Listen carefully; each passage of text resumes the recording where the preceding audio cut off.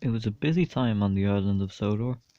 An important business had moved in and was building a large site just above the railway. However, due to where it was placed, it was decided that an engine shed would be put underneath it.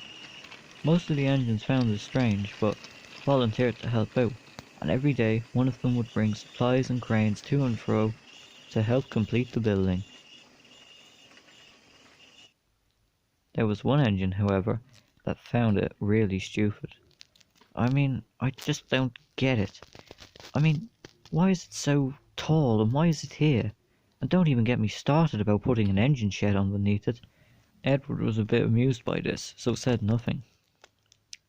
I just wish it would fall over or something already, said Neville. We all know it's going to happen eventually. Edward's face grew stern. Be careful what you wish for, he said. Before Neville had time to ask what he meant, Edward had taken the brake van and was gone.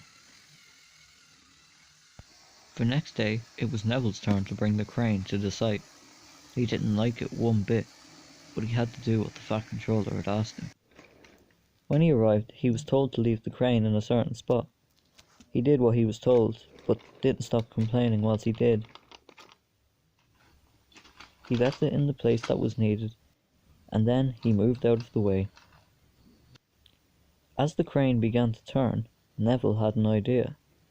If I shunt that crane into the side of the building, maybe it'll fall over, he said.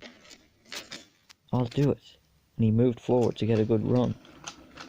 What Neville didn't know, however, was the points just before the crane were changed into the engine shed underneath the building. Neville didn't realise this till too late. He bumped into the crane, went into the siding, and the two of them hit the building with a smack.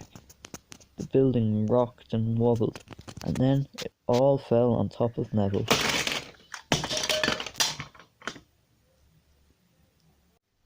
Neville's plan had backfired on him severely.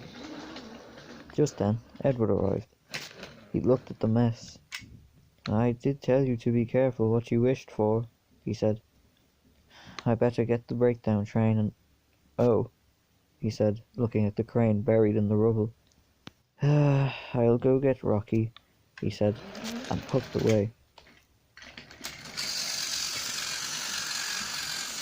Neville sighed.